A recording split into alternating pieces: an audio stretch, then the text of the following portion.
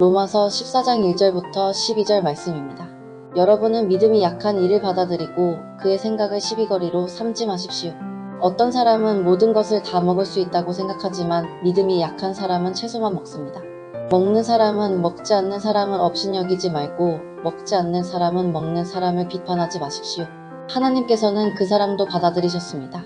우리가 누구에게 남의 종을 비판합니까? 그가 서 있든지 넘어지든지 그것은 그 주인이 상관할 일입니다. 주님께서 그를 서 있게 할 수 있으시니 그는 서 있게 될 것입니다. 또 어떤 사람은 이 날이 저 날보다 더 중요하다고 생각하고 또 어떤 사람은 모든 날이 다 같다고 생각합니다. 각각 자기 마음에 확신을 가져야 합니다. 어떤 날을 더 존중히 여기는 사람도 주님을 위하여 그렇게 하는 것이요. 먹는 사람도 주님을 위하여 먹으며 먹을 때에 하나님께 감사를 드립니다. 그리고 먹지 않는 사람도 주님을 위하여 먹지 않으며 또한 하나님께 감사를 드립니다. 우리 가운데는 자기만을 위하여 사는 사람도 없고 또 자기만을 위하여 죽는 사람도 없습니다. 우리는 살아도 주님을 위하여 살고 죽어도 주님을 위하여 죽습니다. 그러므로 우리는 살든지 죽든지 주님의 것입니다. 그리스도께서 죽으셨다가 살아나신 것은 죽은 사람에게도 산 사람에게도 다 주님이 되시려는 것이었습니다. 그런데 어찌하여 그대는 형제나 자매를 비판합니까? 또 어찌하여 그대는 형제나 자매를 업신여깁니까? 우리는 모두 다 하나님의 심판대 앞에 서게 될 것입니다. 성경에는 이렇게 기록되어 있습니다. 주님께서 말씀을 하신다. 내가 살아있으니 모든 무릎이 내 앞에 꿇을 것이요 모든 입이 나 하나님을 찬양할 것이다. 그러므로 우리는 각각 자기 일을 하나님께 사실대로 아뢰어야 할 것입니다.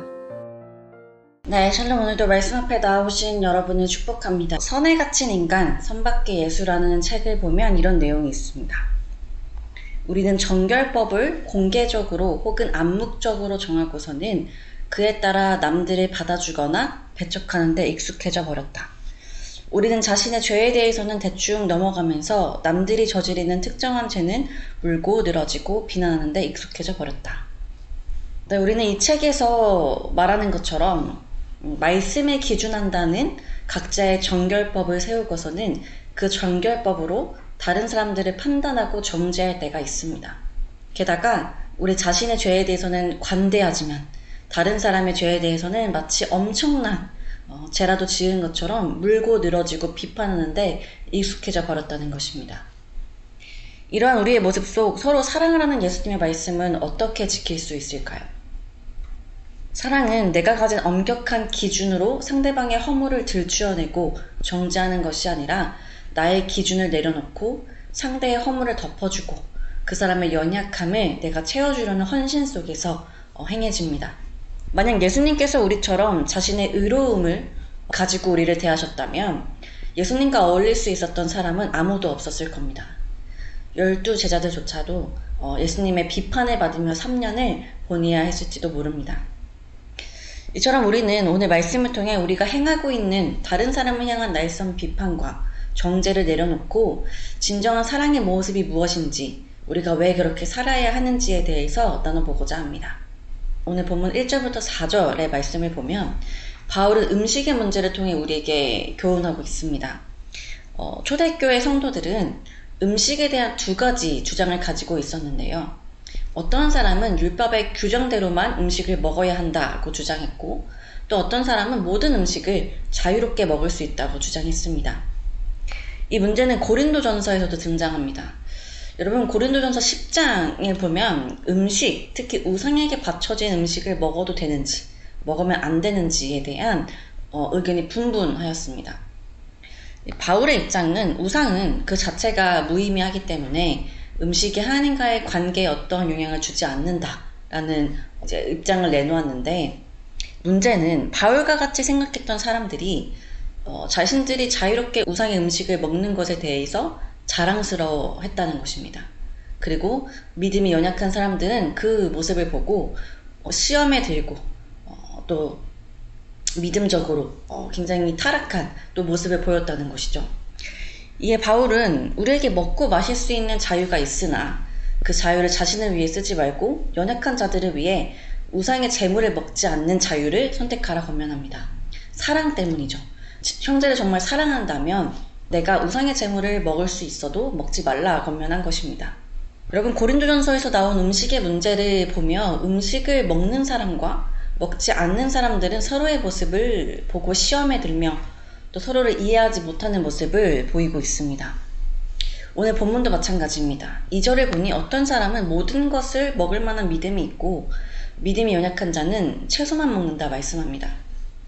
그러나 어떻게 여러분 믿음이 있어 모든 것을 먹는다고 하여 믿음이 연약한 자를 비판할 수 있겠으며 내가 먹지 않는다고 하여 모든 것을 먹는 자들을 비판할 수 있을까요? 우리에게는 각자의 믿음의 분량이 있고 또 그 믿음이 자라나는 시간도 다 다릅니다. 그러나 중요한 것은 3절의 말씀처럼 하나님이 우리 모두를 받으셨다는 거예요.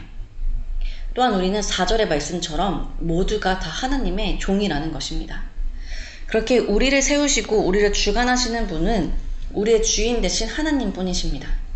즉 우리가 서로를 비판하는 것은 하나님의 종을 비판하는 것이고 그 종의 주인 되신 하나님을 비판하는 일이라는 것입니다. 그러니까 우리에게는 서로를 비판할 자격이 없다는 거예요. 따라서 우리는 우리의 정결법이 아니라 우리 모두가 하나님이 받아주신 자들이고 또 하나님의 종이라는 어떤 그 사실을 기억하며 서로의 다름을 인정하고 우리도 마땅히 서로의 모습을 받아들여야 합니다. 바울은 음식법뿐만 아니라 날과 절기에 관한 문제로도 이 부분에 대해서 교훈하고 있는데요. 5절부터 12절의 말씀입니다. 먼저 5절에 보면 어떠한 사람은 이날을 전날보다 낮게 여기고 또 어떤 사람은 모든 날을 같게 여긴다고 말합니다. 예를 들면 어떤 사람은 주일이라는 날을 다른 모든 날보다 가장 중요하게 여기지만 또 어떤 사람은 이 주일을 포함하여 자신에게 주어진 일주일의 모든 시간을 다 중요하게 생각한다는 거예요. 아마 이 말씀에서도 어떻게 그럴 수 있지? 라는 생각을 가진 분들이 계실 것 같습니다. 하지만 여러분 6절에서 8절을 봅시다. 우리가 나를 중히 여기는 것도 또 앞서 어떤 음식을 먹는 것도 다 주를 위한 것이라고 할 때 우리가 이렇게 품은 생각들이 다 하나님을 위해 품은 생각들이라면 우리가 어떻게 서로의 다름을 비난할 수 있겠어요? 각자의 믿음을 위해 가진 기준들이라면 우리는 상대방이 내 생각과 다르다고 믿음이 없다고 업신여기거나 비난해서는 안 된다는 것입니다. 우리가 서로를 비판하는 그 비판에 대해 10절 우리는 하나님의 심판대 앞에 서게 될 것이기 때문이에요.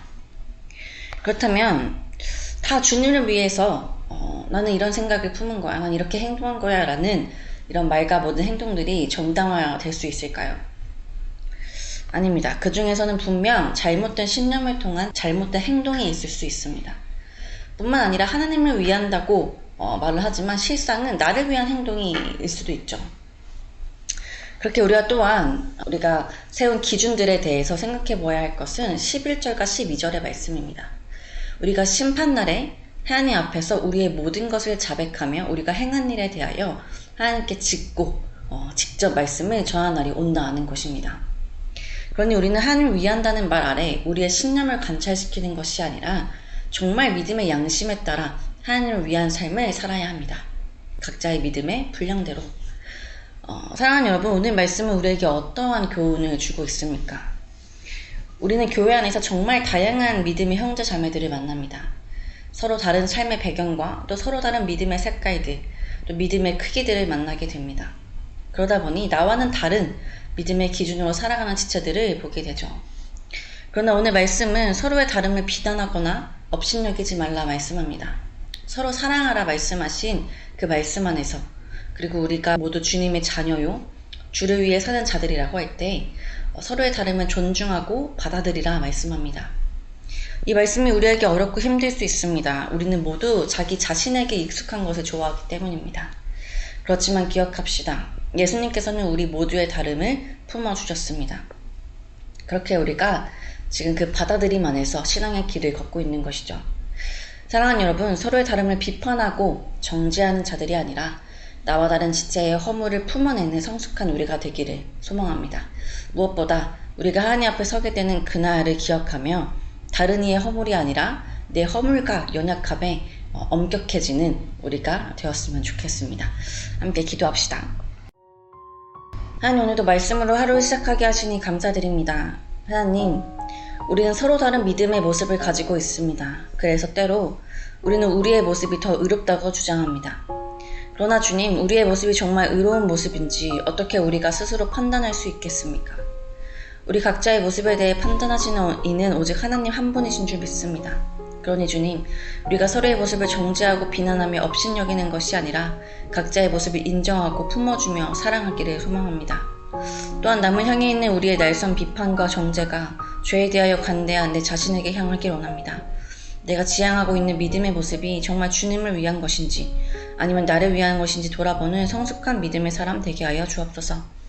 오늘 하루 말씀을 붙잡고 각자의 삶으로 나아가는 청년들을 기억하여 주사 하루의 시간 가운데 다른 사람의 허물을 보는 것이 아닌 더욱 사랑함으로 예수 그리스도를 나타내는 청년들이 되도록 인도하여 주시길 소망하며 우리의 모든 허물을 사랑으로 덮어주신 예수 그리스도의 이름으로 기도드립니다. 아멘.